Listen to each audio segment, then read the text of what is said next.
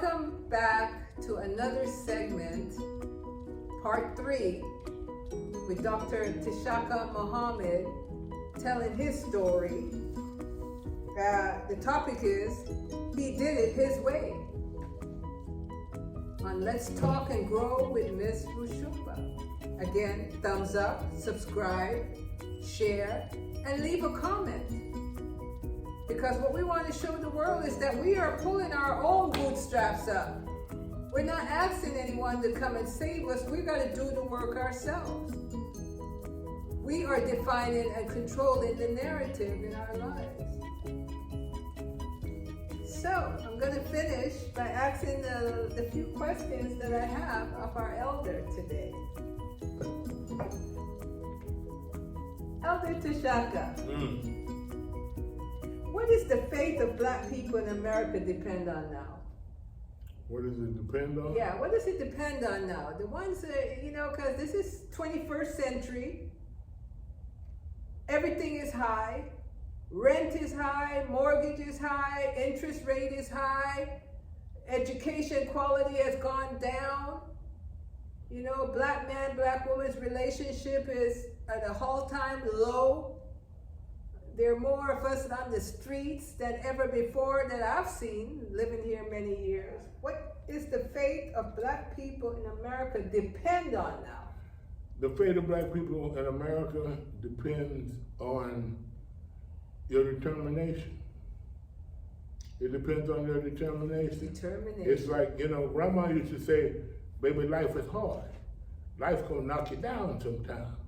She said, but when life knocks you down, always try to land on your back. I said, why, Grandma? She said, if you can look up, you can get up. Okay? So it's a determination. It's never give up. It ain't the dog in the fight, it's the fight in the dog. Okay? So it's like, as long as you're breathing, you should be resisting. Yes. You should be learning. You use the word oppression. Yes. We're not oppressed, we're down pressed. Okay? We're not pressed up, we press down. Okay. It's like they say in Jamaica, we're down pressed. Yes.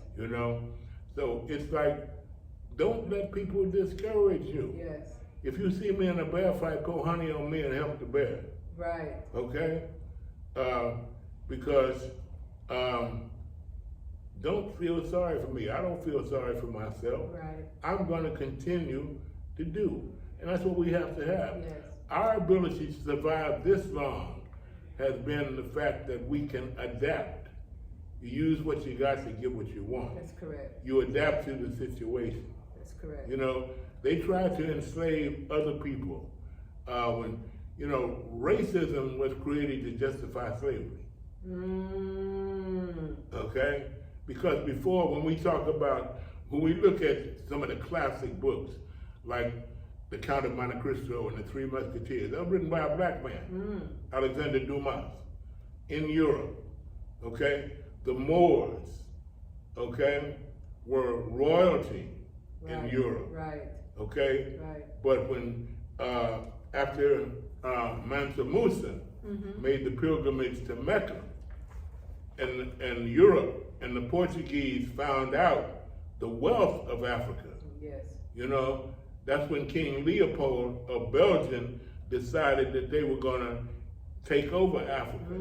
And he took the Congo and they divided them up among the Europeans.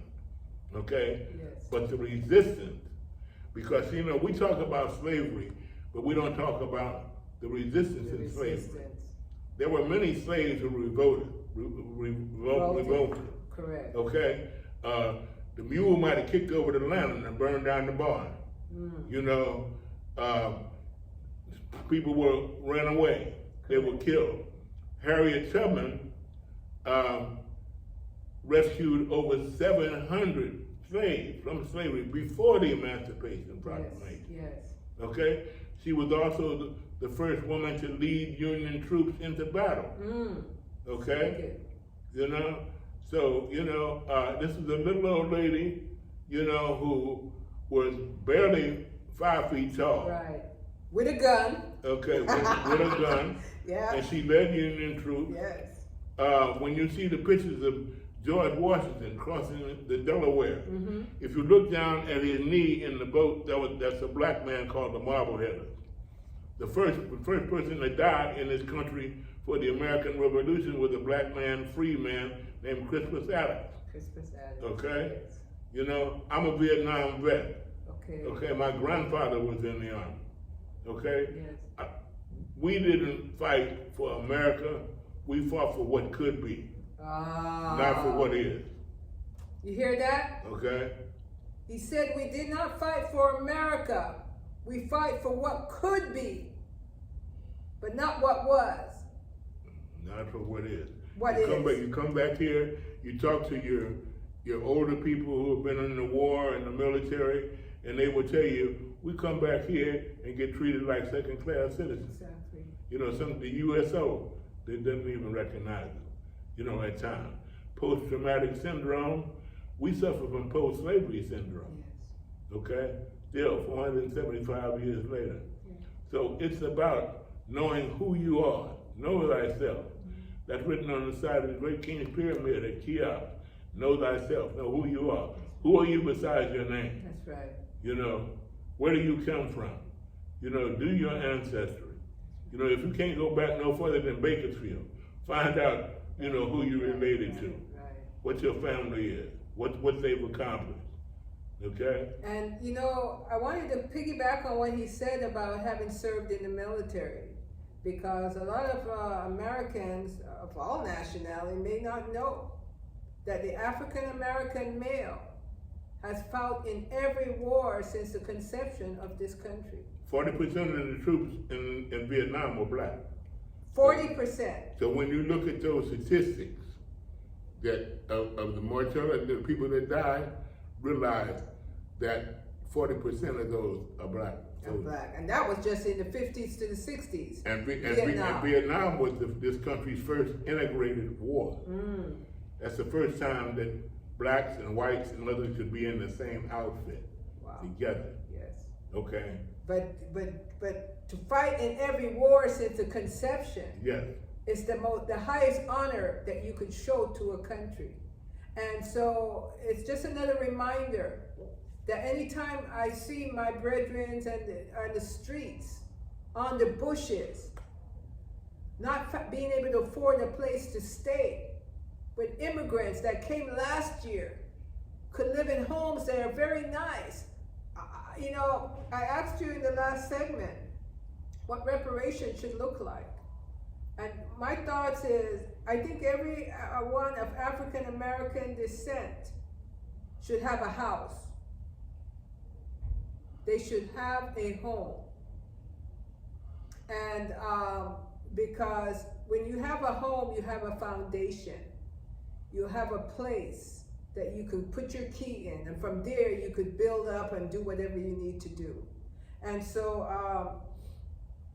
that's one of my things, because money will be spent, and if you don't know how to spend money, then you know you'll waste it and not even buy that home. So that's one thing I wanted to throw in there. But thank you for what. If you could redo a situation in your life, changing it to what you now understand, what would it be and why? If I could change anything? If you could relive a time, redo a situation in your life, changing it to what you now understand, having lived. I don't know if I would change anything. I don't know if I would change the negative. I don't know if I would change the positive, because that's who I am now. Yes. So all of those things have made me who I am now, and I like me. I love me. Okay? I love that. Yeah, you know. Yes. Sometimes being by yourself is the best company you can ever have. That's correct. Okay? So I don't know, you know, even the bad things, the negative things, the hurt things, you know, the lives and the death struggles. I don't know if I would change that. You know, I might look at it a little different, you know, but I don't know if I would change it, because that what made me who I am now. But I'm not yet who I'm going to become. Wow. Thank you for that. That's beautiful. Nothing will be wasted. No, Nothing is wasted about your life. You know, would Pygmalion change anything? You know, so you know, so no, I don't know. I don't think I would change anything. I would endure it. I would hate some of it. Yes. You know, and would be very hurtful and distasteful. Losing loved ones. But you know, in a couple of days, I'll be going to the Bay Area to do a memorial for my sister who died on May 11th. That was my sister. Our birthdays were the same day. That was my best friend. That was my ride or die partner. Okay, I mean, we've gone everywhere together. We've done ocean trips. We've done we performed weddings in the mountains, on the ocean. We've been to places together where we had to leave the car running because we might have to leave quick. You know, but that was my best friend. Wow. And life has no meaning except when you confront death. Yes. Then you think about life. Yes. You know, the vets out there probably know that the first time that they saw someone die or close to them, killed, their first reaction, if you're honest, is I'm glad it wasn't me. If you're honest with yourself, yes, that's your first, wow, I was lucky. Yes. You know. It's not my time yet. Right, it's not my time yet. I've had many opportunities to leave here. I'm still here. Yes. I must be here for a purpose. Yes. I must be here for a reason. Yes. And because people owe me money. So, give him his money, folks. I ain't going nowhere till I get my money. Okay? Rihanna, you know how you would say that. That's right. You see, when I was, you know, I'm the founding father of the Birthing Project. And Birthing Project was started in 1988 by Catherine Hall Trujillo, 8 women, and myself.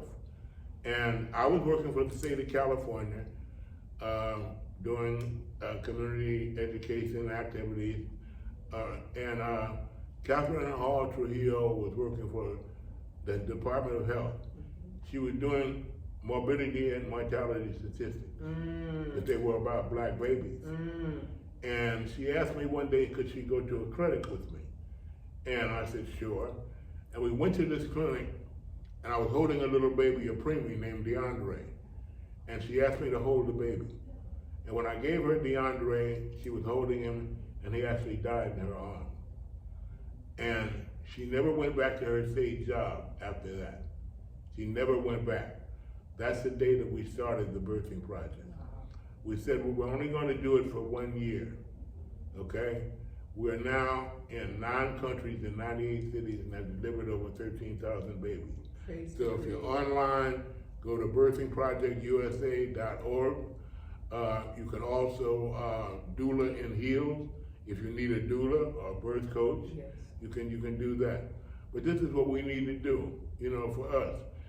The program was so successful until the Sacramento County came out with statistics about how the infant mortality rate has improved in Sacramento. Whoa. So they created a program called Birth and Beyond to compete with us. But it's not a competition. So actually what we did was we created their training manual and trained them. So your organization was called? Birthing Project. Birthing Project. And then it went from Birthing Project locally to Birthing Project USA. USA. Okay. And they came out with Birth and Beyond. Yeah, Birth and Beyond, wow, the county. And that was supposed to compete with us, but we said, we're talking about babies, we're not talking about competition. Exactly. You know, so what we did, we wrote, Catherine and I wrote the training manual for Birth and Beyond, you know, because we're talking about babies, all babies. Yes. Not just babies of color. That's right. You know, because babies don't cry in Chinese. You know, babies don't cry in German. You know, when you hear a baby crying, you know it ain't a pig. You know it's a human baby. Okay? And that's all that's necessary. That is I told you, it always makes me laugh. Not just smile, but laugh. Thank you for that. You know, and it's so timely what you've done then in 1980s. And to hear now how black women in particularly are dying in childbirth, having such a difficult time. And so you see, I would imagine that's why doulas and midwives and birth coaches. And you see, and it's not about money. It's not about money, because you see, like I said, I was born in the Midwest in a little town called Coffeyville, Kansas. And it was during segregation. And so we had colored doctors. So you were born during segregation? I was born during segregation. Yes. But we had colored doctors. That's correct. To work on the colored people. That's correct. And the doctor in my hometown was named Dr. Butler. And Dr. Butler always told me as I was growing up as a kid, he said, "Boy, you owe me some money." And I said, "How owe you some money?" He said, "By the time I got to your grandma's house to examine your mama, I raised the cover. You was already born, you looked at me, you blinked and you sneezed. And I couldn't charge your grandma no delivery fee." Said, "Boy, you beat me out some money." So as I was growing up, I heard this all the time. So when I grew up, went away, when service came back, one summer I was driving back to visit my grandmother, and I passed Dr. Butler's house. And I said, "I wonder if that old man's still alive." So I parked, went up, knocked on the door, lady come out. She said, "Dr. Butler just finished supper." He said, "He's sitting in there." He said, "He remember, that's about all the colored children that he done birthed." So I went in, and she said, "Dr. Butler," she said, "You know who grandbaby this is?"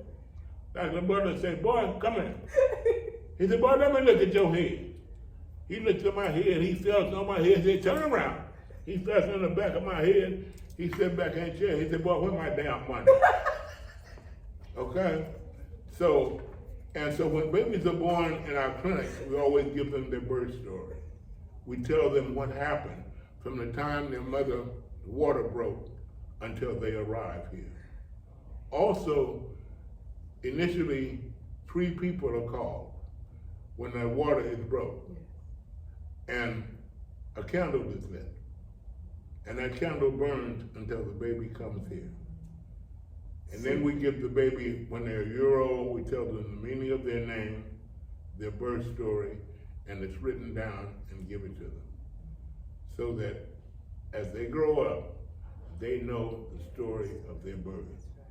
And this is what the Birthing Project is doing currently. Yeah, this is what we started doing, and we're still doing it. And Birthing Project, like I said, it's in 9 countries, 98 cities, over 13,000 babies. And some are housed in churches, some are just 10 women or 10 people getting together, and we go and train them. So we have people from all over the world. So when the Birthing Project USA has their conferences, the yearly conferences, we have women and men from all over the world who are part of Birthing Project USA. So you see how special Dr. Tchaka Muhammed is. So you know I have a special guest here today, because women and men, we know the importance of bringing forth life and to do it in a way that we survive.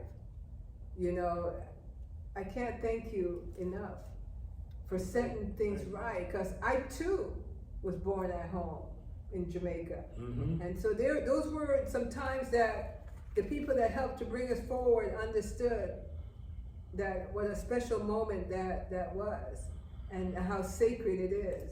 So thank you for that. That is powerful. Thank you. We're winding down now. I wanted to ask you a question on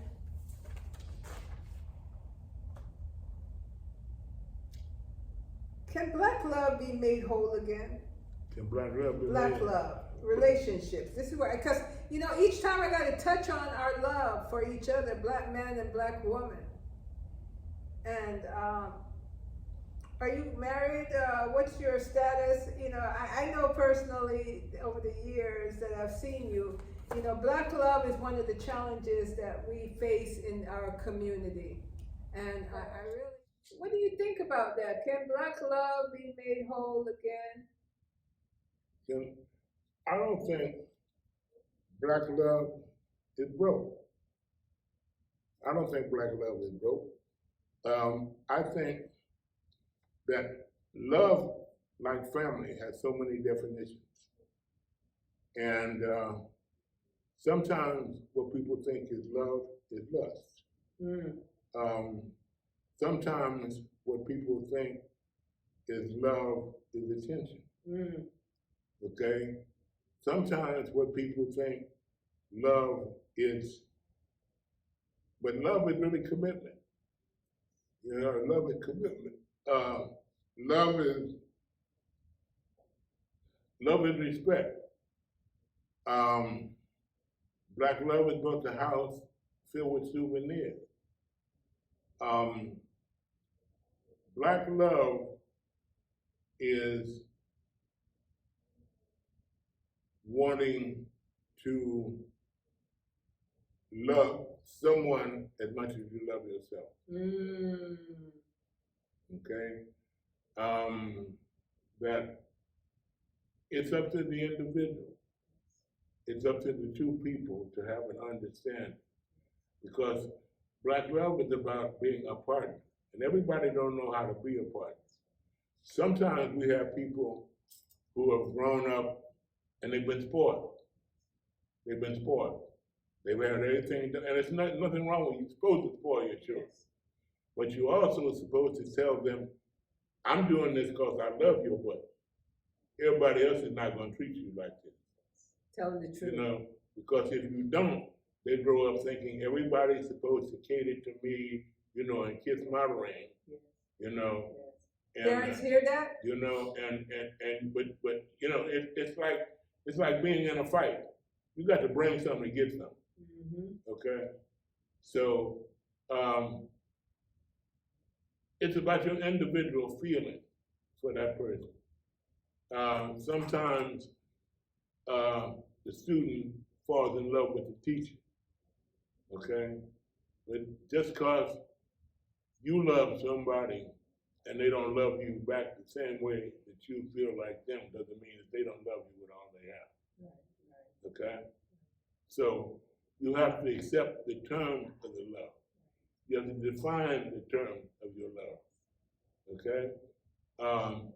I have a son, his second marriage, beautiful relationship. I wish every Black person had a relationship like my son Jamal and Kelly. Okay? But it's like you have to love yourself before you can love anybody else. Okay? If you don't love yourself, you can't love nobody else. You know? Yes. Because you have to be comfortable with who you are. Exactly. And this way you won't have an expectation for someone to fill up the void that you may feel why you don't love yourself. Yeah. You know, you could give those things to yourself. So someone is just, to be with them is to just complement your love with someone else. Right. You know, I mean, you can love your car, you can love your horse. The more I see people, the more I love my dog. You know? You know, because people will disappoint you. People will disappoint you. They're human. You know, and you should expect that. You know, you should expect that. Because it's like, we're not perfect. You know, I mean, when I was perfect, nobody liked me. You know, now I have lots of friends. Yes, you know? Yes. So you have to accept your flaws as well as your strength. Exactly. Okay? Exactly. Have that partnership. And have that partnership.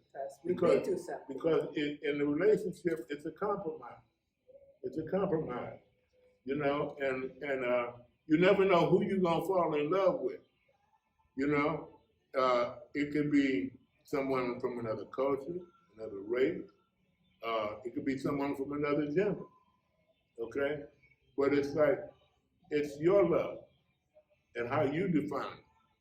And if you don't define it, other people will define it for you. You know, they will name you, they will label you, you know. So, you know, now we got all these alphabet people, the LBGT, WXYZ, you know, and everything. And it's like they're still human. Yes. They are still people. Right. They still have problems, you know. So it's like it's about your individual thing. Don't be mentally constipated because you see somebody else and say, ooh, you know, how they together, what they doing. Because you don't know their relationship. You don't know their love. You know, I know people that if you saw them, I know couples that have been together forever. And if you saw them, you think they fight like cats and dogs. But that's the way they get along. That's their love. Because maybe they never saw love. You know, I have a friend who is absolutely drop dead gorgeous. She's the airline stewardess. And she has problems in relationships because she's never seen her parents intimate. She's never seen her parents hug, kiss, touch. Okay? We have to show. Our children sometimes act like they don't listen to us, but they never fail to be like us. Okay, so you are the model. You are the role model. So if you model love, they will know love. You know. And to piggyback a little bit on what you're saying, because we're coming out of a time when, you know, our love was defined differently because of our enslavement. I believe that each generation is showing either what love should be like or what it shouldn't be like, so that we could eventually be whole. You see, and I thank you so much. I thank you for what you do for us. I thank you for your knowledge and wisdom today. I thank you for the creation of the Birthing Project. I thank you for bringing laughter to me today on the show. People rarely see me laugh wholeheartedly, but you know, this gentleman here is able to do it every time. And so we're about to wrap it up. And I want you, if you would, to bless us with one of your poems, you see, because he's a masterful poet. And he does it by memory, where I'm still learning how to do. So what do you want to share with us? You want to share one of your poems with us today? Well, like I said, what I do is called Edu-Tain, educational entertainment. An example would be, every morning like the sun still I rise, I stand 5'6" and weigh 175. I'm kind of wide at the shoulder and narrow at the hip. And everybody tell you, I don't take no lip. Cold black, that's me. I'm not icy, but I'm too cold to hold. Do you think about life till the toy punk soul? Working every day 9 to 5 for the money. I want to be legit. Don't take no S to the H to the I to the T. Need education and mother wit. Now there's a future in your past. They don't teach you that in class, that you descended from kings and queens and invented many things. And I bet you know why the cage birds sing. They used to try to make me think I was a Negro, non-African American. Ain't no country by that name. Must be the snowman's game, trying to make me feel ashamed, hiding the light that feeds my flame. People down over colors. I fly my colors every day. They're on my button in my mind. My words straight up and I don't be blind. Cold down talking, triple OG talking. My colors are black and I don't know the crack or self-destruction runs on that track. Glorifying pimps, the PIMP. That stands for poor imitation of my people. I don't want you to be a pimp. I want you to be a gangster. Yeah, that's right. I want you to be a knowledge gangster, education, dyslexic. Do you want to hang to see tomorrow? Have joy, not sorrow. You don't have to beg, steal, or borrow. Time waits for no one, but it'll stand right still for you if you prepare today for the tomorrow things that'll come to you. You see, knowledge is a gun and I'll use it. It's my tool and my weapon. I won't abuse it. Knowledge is a gun that always has ammunition. And when you're well supplied with it on your side, you'll succeed in your mission. So load up. Take careful aim. Don't have no shame. Be bold because you're packing. So when you go for the goal, you can do it with soul and your future won't be lacking. Supercalifragilisticexpialidocious. And you can get it if you're with it, and your game will be atrocious. Ashe, oh, Ashe. Thank you for tuning in. Thank you for staying with Let's Talk and Grow with Miss Roshumba. Honor our guests. Honor some elder today. And if you're in the Sacramento area, come to 2251 Florin Road and come and buy, meet, greet. And his phone number, go ahead and say your phone number. 916-424-9669. Same way backwards and forwards for all my dyslexia. So call.